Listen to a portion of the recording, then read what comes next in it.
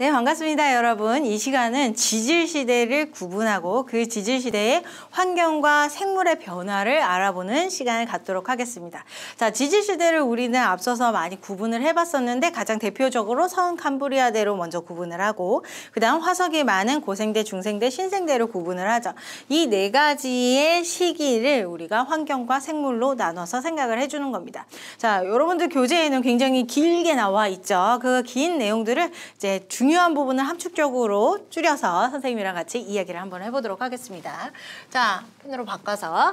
자, 먼저는 서은캄브리아대 시대부터 시작을 할 거예요. 자, 서은캄브리아대 시대. 일단은 여러분들이 환경을 얘기를 할 건데, 환경을 얘기할 때는 빙하기를 생각을 해줘야 돼요. 빙하기가 언제 있었느냐, 혹은 없었느냐. 그래서 서은캄브리아대 때는요, 전체적으로 온난했었고, 이거는 일단 깔고 갑니다. 자, 온난했었고, 후기 때 빙하기가 있었죠. 그래서 후기 때 빙하기가 존재했었구나라는 거 하나 알아두시고, 또 하나 서은캄브리아대 때는 많은 초대륙들이 붙었다가 떨어졌다 하는 시기예요.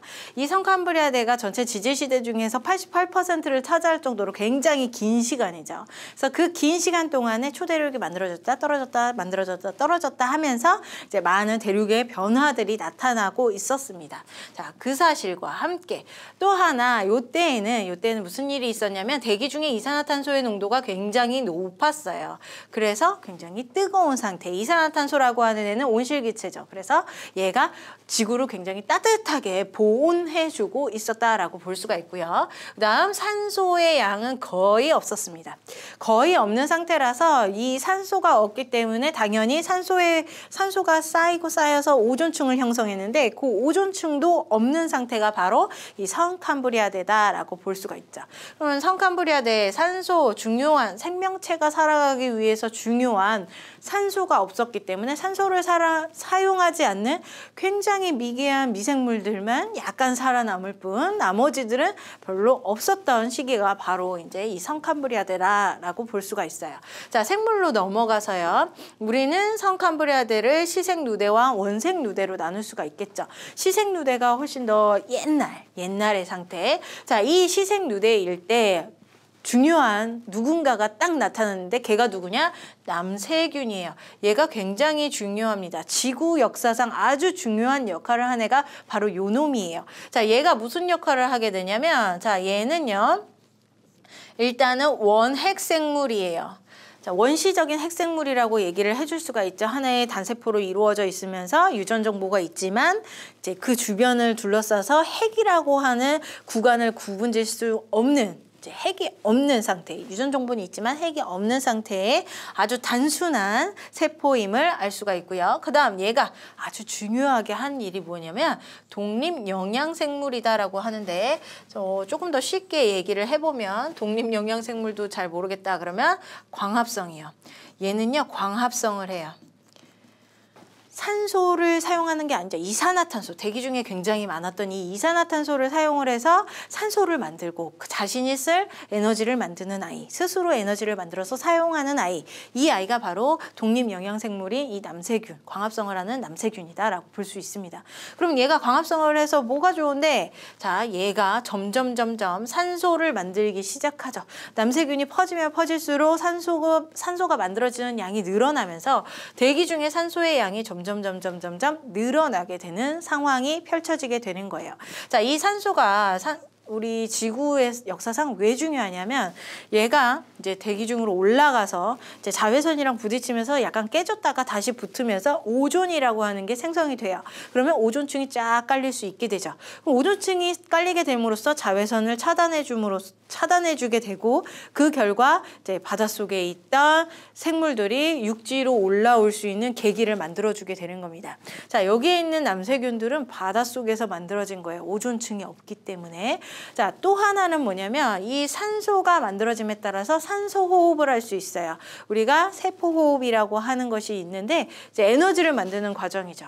그 에너지를 만드는 과정이 산소가 있어야지만이 많은 에너지를 하나의 영양소에서 만들 수가 있습니다. 그런데 이제 산소가 없는 상황에서는 많은 에너지를 못 만드니까 생물 자신이 조금 더 진화해서 복잡해지고 싶어도 그런 조건이 되지 않았던 거예요.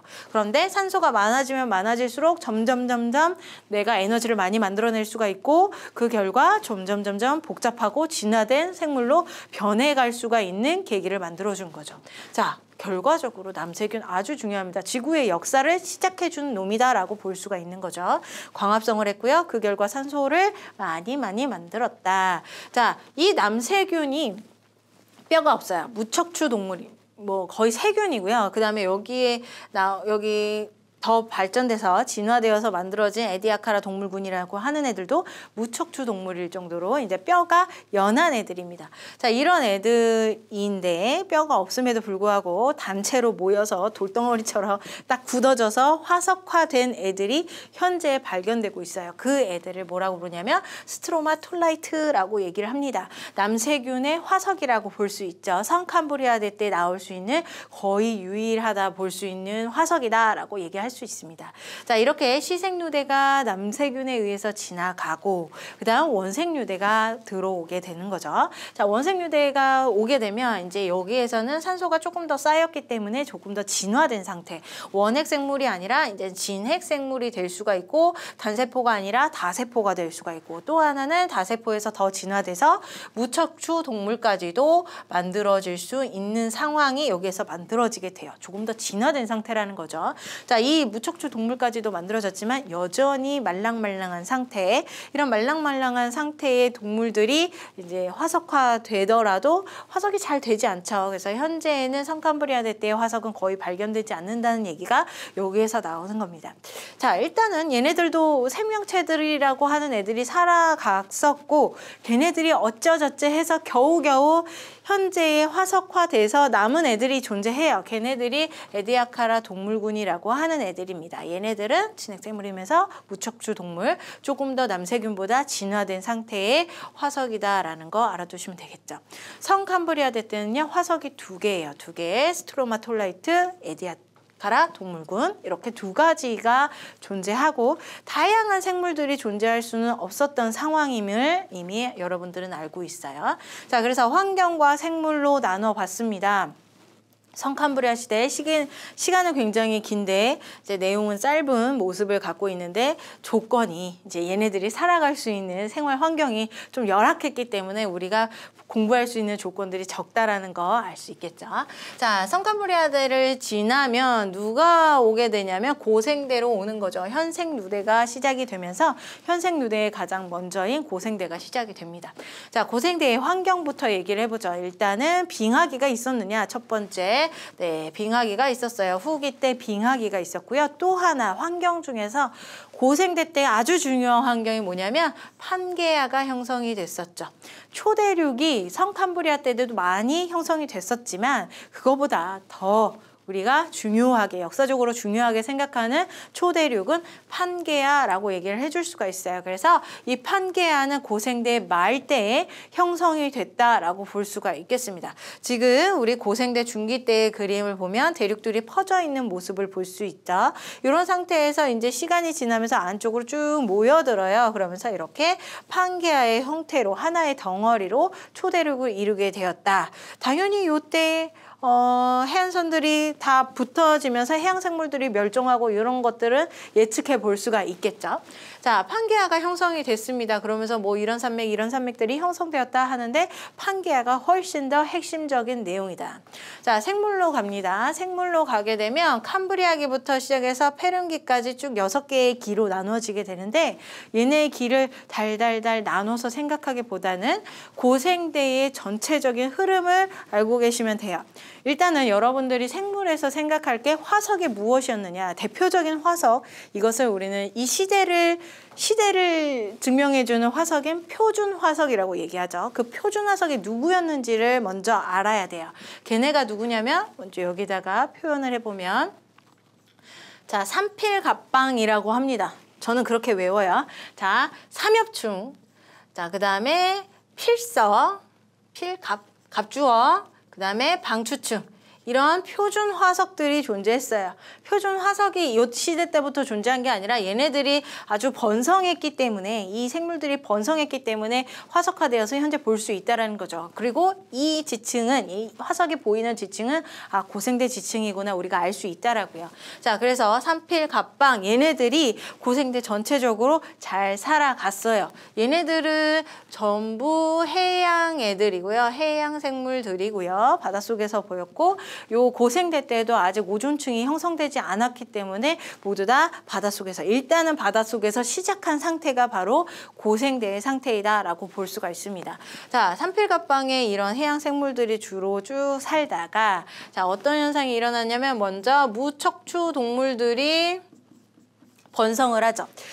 성캄브리아대의 우리 에디아카라 동물군도 무척추 동물이라고 했습니다. 걔네들보다 조금 더 진화된 상태의 무척추 동물들이 자 이렇게 번성을 하다가 그 다음 누가 나오냐면 어류가 튀어나와요. 어류가 이제 발생을 하기 시작하면서 이제 번성을 하기 시작하고요. 그 다음 더 이어서 양서류가 나와서 번성을 하는 시기가 바로 고생대이다라고 얘기를 해줄 수가 있어요. 그래서 고생대의 순서를 기억하셔야 돼요. 동물의 순서. 일단 위쪽은 표준 화석의 내용이고요. 그 다음 아래쪽은 이제 동물의 진화 순서입니다. 고생대 때 무척추 동물에서 어류, 양서류가 각각 발생이 되면서 번성을 했다라는 사실 알아두시면 될 것 같고요. 자, 그 다음에 동물 다음에는 이제 식물과 연결을 시켜줘야 되겠죠. 자, 식물이 이제 육상의 생명체가 나타날 수 있게 되면서 식물도 나타나게 됐는데 그때 처음으로 나타난 식물이 양치식물이에요. 이제 고사리와 같은 애들이 이제 양치식물이라고 불리는 애들이죠. 이 양치식물이 고생대 때 주로 번성을 했고 얘네들이 아주 커다랗게 많이 번성을 했기 때문에 얘네들이 땅에 묻혀가지고 석탄화되어서 이제 석탄기라고 하는 이름까지도 가지고 있는 게 바로 고생대이다라는 거 알 수 있습니다. 자, 또 하나 특이적인 모습이 뭐냐면 이때에는 오존층이 형성이 되면서 육상생물이 발생을 했어요. 육상생물 전에는 다 바닷속에서 생물들이 태어나고 살아갔었는데 이제 오존층이 생성되면서 이제 육상생물이 튀어나오고 육상에서부터 살아가기 시작한 거죠. 자, 요렇게 우리는 정리를 해줄 수가 있습니다. 고생대를. 자, 여기 쭉 읽으면서 얘기를 해보면 자, 삼엽축 나오죠. 필성 나오죠. 뭐 그 다음에 갑주어 나오죠. 요런 대표적인 요런 표준 화석들 애들이 다 튀어나오고 있습니다. 그 다음 동물을 확인을 해보면 먼저 어류가 등장을 하게 되고 그 다음에 양서류도 등장을 해서 번성을 하는 시기가 점점점 진화되면서 나타나고 있고 그 다음 식물을 얘기를 해보면 이제 육상생물이 등장을 하게 되면서 양치식물이 육상에서 나타나게 되면서 거대한 산림을 형성했다라고 얘기하고 있는 거죠. 또 하나 핵심적인 게 육상생물의 등장이 이 고생대의 포인트 중에 포인트라고 얘기를 해줄 수가 있겠습니다. 자, 육상생물까지도 등장한 상태가 바로 고생대. 자, 나머지들 얘기를 해보면 이제 파충류 다음 세대의 중생대 때 번성됐던 애들은 여기에서 등장은 해요. 파충류라던가 아니면 이제 식물 중에서는 거시식물 얘네들이 중생대 때 번성을 할 건데 그런 번성할 애들이 미리 등장은 합니다. 그런데 여기 고생대에서는 아직 번성하지는 못하고 등장만 하는 상태 그런 상태가 여기에서 나타나게 된다라는 것들 요 전체적인 내용을 요렇게 하나 둘 셋 네 줄로 축약을 해줄 수가 있겠죠. 자, 또 하나 고생대 말기 때에 이제 판게아가 형성이 됐다라고 얘기를 했잖아요. 그래서 자 여기에서 해양 생물의 대량 멸종이 일어났다 그랬죠.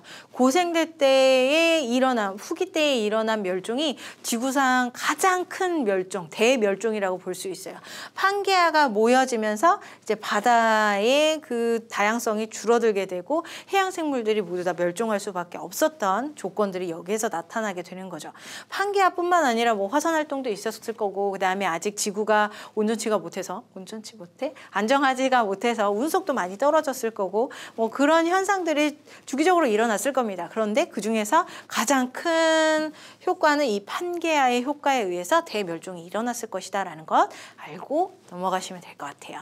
자, 잘 정리하시고요. 중생대로 넘어갈게요. 자, 중생대로 가보면 이제 고생대보다는 조금 더 진화된 애들이 여기에서 탄생을 하게 되는 거죠. 일단 환경부터 먼저 정리를 하고요. 빙하기가 있느냐를 첫 번째로 생각을 하라고요. 그런데 중생대에는 빙하기가 없는 게 특징이죠.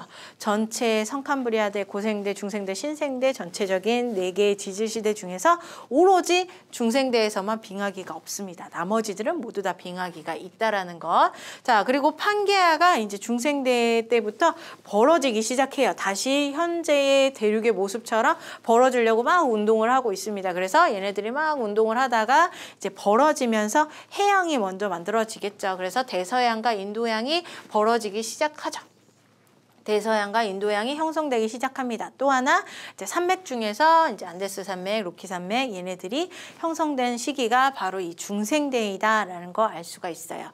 자, 생물로 들어갑니다. 생물 첫 번째 표준 화석 얘기를 해볼게요. 표준 화석은 누구냐면 암공시예요.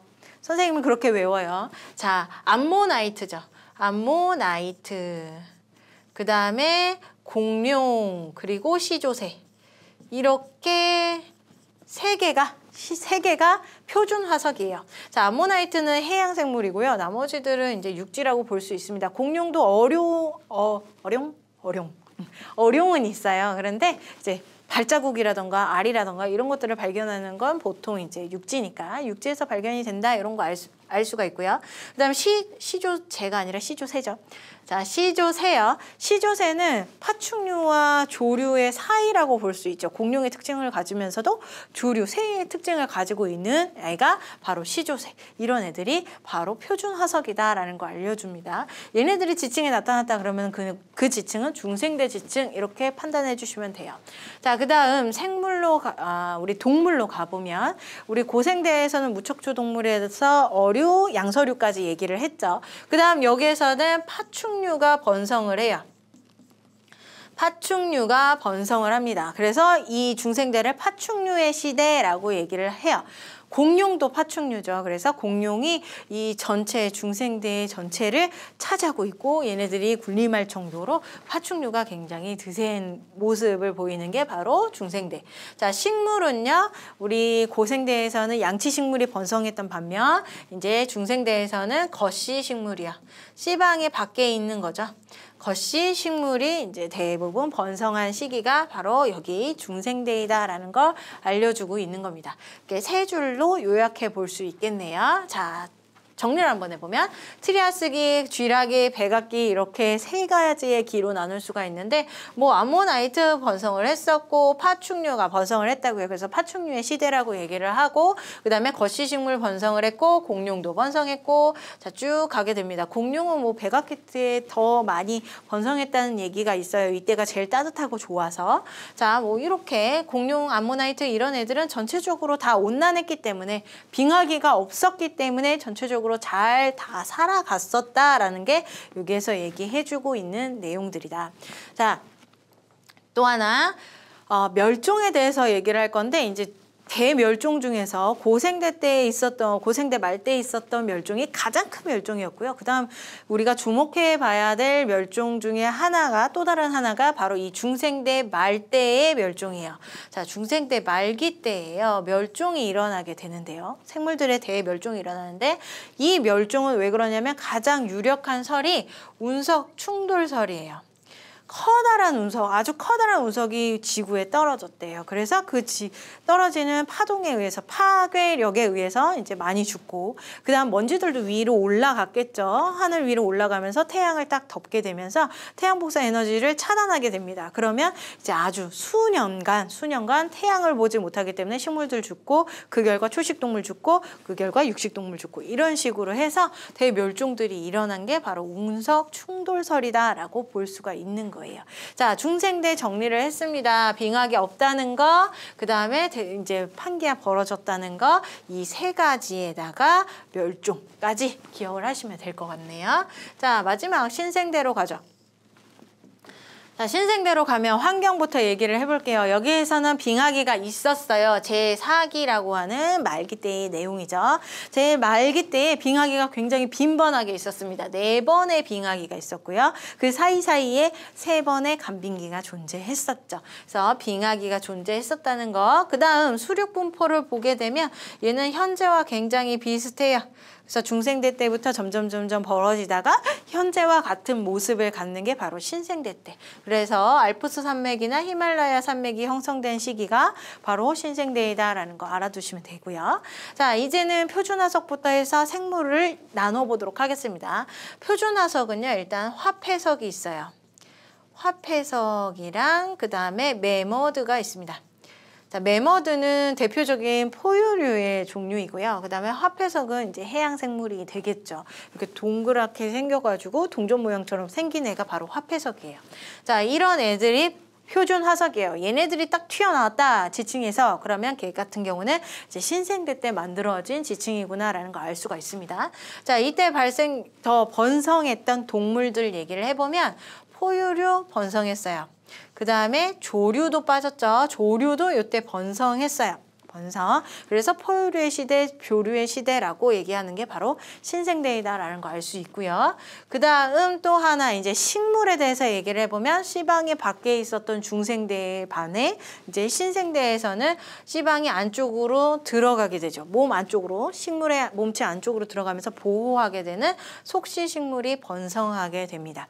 이렇게 동물과 식물로 나눠볼 수가 있어요. 또 하나. 고생대 때 육상생물이 나왔던 그 핵심적인 내용처럼 신생대 때에도 누군가 출연을 했는데 걔가 누구냐면 드디어 인류가 출연을 하게 됩니다. 초대 인류, 최초의 인류가 이때 딱 출연을 하게 되면서 이제 동물의 시대는 가고 이제 인류의 시대가 시작이 되게 되는 거죠. 자, 팔레오기부터 해서 쭉 제4기까지 쭉 보게 되면 화폐석 번성했고 포유류, 그 다음에 조류, 그 다음에 이제 영장류가 이제 인간이죠. 인류 여기 써 있네요. 자, 인류의 조상이 최초로 출현을 하게 됐다는 거 알아두시면 좋겠고요. 그다음 속시식물이 번성을 했다. 그래서 얘네들의 이제 표준 화석은 화폐석, 그다음에 포유류의 애들, 대표적인 매머드 이런 애들이 튀어나오게 된다라는 거죠. 만약에 이 시대에 사자가 살았어. 그런데 사자의 화석이 튀어나왔다. 그렇다고 신생대라고 얘기할 수는 없겠죠. 왜 그러냐면 지금 시대에도 살고 있으니까. 지금 시대에 살지 않는 매머들을 이제 표준 화석으로 삼는 이유가 현재는 살고 있지 않기 때문입니다. 그런 것들도 알아두시면 좋을 것 같아요.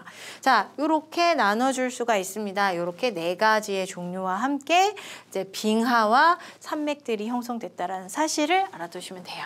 자, 그러면 마지막으로 우리 대멸종에 대해서 알아볼게요. 자, 생물의 대멸종이요. 약 5억 년 사이 동안에 우리 이제 전체적인 고생대, 중생대, 신생대, 뭐 성캄브리아대부터 시작해서 이렇게 고생대부터 시작이에요. 고생대부터 시작을 해서 5억 년 동안에 이제 총 5번의 대멸종이 있었어요. 그 중에서 핵심적인 멸종은 여기 3번, 그 다음에 5번. 고생대 말과 그 다음에 중생대 말 이 2가지를 핵심적으로 살펴보시면 됩니다. 자, 이미 설명한 바 있어요. 이제 고생대 말에서는 누가 형성이 됐냐면 판게아가 형성이 됐어요. 그랬기 때문에 이제 해양생물들이 대멸종이 일어난 거죠.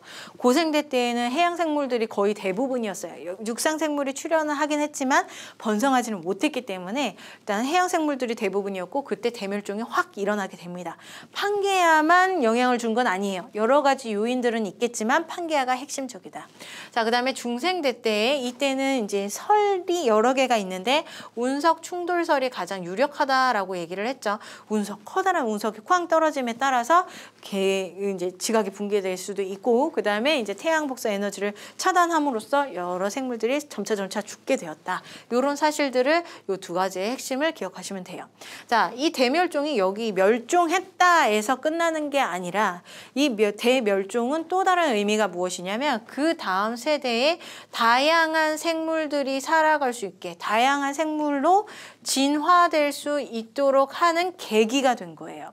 여기 이 멸종의 상태에서 멸종의 상황에서 살아남는 소수의 생명체들이 있겠죠. 그 소수의 생명체들은 운이 좋아서 살았을 수도 있겠지만 유전적으로 굉장히 우월했기 때문에 다른 자신의 동료들보다 우월했기 때문에 살아남은 것이고 그 우월한 애들끼리 다시 교배를 하면서 이제 점차 더 우월한 더 진화된 애들이 점점점 진화된 생명체들이 나타나게 된 거죠. 그래서 대멸종은 이꼴 무엇이냐면 더 진화된 생명체, 다양한 생명체들의 진화이다라고 얘기를 해줄 수가 있습니다. 그래서 이 멸종과 함께 진화까지도 기억을 해주시면 될 것 같네요. 자, 문제를 풀면서 정리를 해보도록 하겠습니다. 네, 문제로 갈게요. 자, 문제 첫 번째요. 지금 해양동물의 실성, 그 다음에 육상식물의 점선이 있습니다. 자, 해양동물 같은 경우는 우리 오존층이 없었어요. 그래서 고생대 혹은 성캄브리아대 때부터 해양생물이 먼저 발생을 했었죠. 육상보다는. 그러다가 요때 고생대 때에 오존층이 생성이 되면서 이제 육상생물이 발생을 하기 시작하고 점차 진화되면서 번성을 했었다. 요런 얘기가 됩니다. 자, 식물의 생존 시기를 보아하니 여기 대분기부터 시작을 해서 쭉 봤을 때 양치식물이요. 고생대 때 번성했던 애죠. 그 다음 페른기부터 나타나기 시작했다가 자, 트라이아스기부터 시작해서 백악기까지 여기가 이제 중생대예요. 자, 중생대 때에는 거시식물이 번성을 했었죠. 그 다음에 이제 제3기부터 시작해서 이렇게가 신생대 때죠. 신생대 때에는 속시식물이 번성을 했습니다. 이걸 가지고 선지로 자, A는 속시식물이 아니라 거시식물, B는 속시식물 바꿔줘야 되겠죠. 틀렸어요. 육상생물의 출현의 원인은 오존층이 없었는데 오존층이 생겼다고요. 그래서 오존층 형성과 관계가 있다. 그리고 이 오존층은 조금 더 심화해서 얘기해보면 누가 만들었느냐? 결과적으로 남세균이 지대한 영향을 미쳤다라고 얘기를 해줄 수가 있죠. 맞는 말. 백악기 말에 중생대 말이에요. 자, 이때에 해양동물의 수가 급격하게 감소를 했습니다. 해양동물뿐만 아니라 이제 육상동물들도 많이 감소를 했어요. 대멸종이 일어났으니까. 자, 이것은 판기아 형성은 고생대 때, 그 다음에 백악기는 중생대 때이기 때문에 틀린 말이 되겠죠. 이때는 운석 충돌설과 관련이 있다라고 볼 수가 있습니다. 자, 니은이 정답이네요. 2번. 자, 다음 문제. 가보면 현생 2년 동안의 생물들이에요. 무척추동물, 어류, 양서류가 번성한 시기는 고생대. 자, 그 다음에 파충류는 중생대. 그리고 포유류는 신생대라고 얘기를 해줄 수가 있겠죠. 바로 갑니다. 최초의 육상식물이 발생을 한 데는 언제냐? 고생대죠. 그래서 A식이 맞고요. 자, 그 다음에 히말라야 산맥, 이 산맥 같은 경우는 신생대, 현재와 같은 시기에 만들어졌죠. 대양, 인도양, 대서양 얘네들은 중생대 때 형성되기 시작했고 그 다음에 산맥과 같은 애, 안데스 산맥 제외하고 자, 우리 알프스 히말라야 산맥 같은 경우는 신생대 때 만들어졌다. 그래서 B시기가 아니라 C시기고요. 암모나이트, 암공시라고 얘기했죠. 표준화석, 중생대의 표준화석입니다. 암모나이트는요, C가 아니라 B시기의 표준화석이에요. 그래서 1번 기억만 정답이 되겠습니다. 자, 다음 문제도 가보죠. 자, 가봅니다. 지금 봤을 때 5억 5천 년 정도부터가 고생대예요. 고생대부터 해서 2억 5천 년 정도까지가 고생대. 그 이후부터 6천 년 정도까지가 이제 중생대고요. 6천 년 이후부터가 신생대예요. 그래서 여기에서부터 요 정도, 요 라인까지, 여기까지가 이제 고생대고요. 그 다음에 6천 년이라고 했으니까 요 정도요. 여기까지가 중생대고 그 다음이 신생대다라고 볼 수가 있겠죠. 자, 조금 깔끔하게 보기 위해서 위쪽을 지우겠습니다. 자, 이렇게 생겼어요. 그러면 고생대 말 때 여기에 대멸종이 있었죠. 누구 때문이냐? 판게아가 영향을 줬을 것이다 라고 얘기를 했고요. 그 다음에 중생대 때 말기 때에는 이때는 운석 충돌 때문일 것이다 라고 많이들 학설을 지지하고 있다라고 얘기했습니다. 뭐 다른 시기에도 대멸종들이 존재하기는 했었어요. 그런데 우리가 이제 핵심적으로 눈여겨봐둘 곳은 고생대 말, 중생대 말이다라고 얘기를 했습니다. 자, 생물과의 멸종 비율은 A보다 B시기가 높다. 지금 생물 비율해서 Y축 값이 제일 큰 애를 보면 되는 거예요. A는 낮고 B는 높기 때문에 당연히 맞는 말. 자, B시기를 경계로 해서 고생대와 중생대가 구분이 되죠. 고생대, 중생대. 자, 방추층이요. 얘는요, 고생대의 표준 화석이에요. C시기에 멸종했다? 아니, 이미 고생대 때 멸종했죠. 언제? B 때. 그래서 틀린 말이 되겠습니다. 기역과 니은이 정답이 되겠네요. 그러면 3번이 정답이 되겠습니다. 이렇게 풀어주시면 돼요. 대부분의 문제들이 표준화석, 그 다음에 우리 생물, 환경, 그리고 식물까지 동물, 식물 이렇게 얘기를 해주고 있으면서 특이한 상황인 뭐 판게아 형성이라던가 아니면 육상생물의 출현이라던가 아니면 인류의 출현 이런 것들만 더 곁들여서 물어보게 돼요. 그래서 여러분들이 그런 것들만 잘 정리하셔서 문제에 적용하시면 될 것 같습니다. 자, 이 시간은 여기까지 하도록 하죠. 수고 많이 하셨습니다. 감사합니다.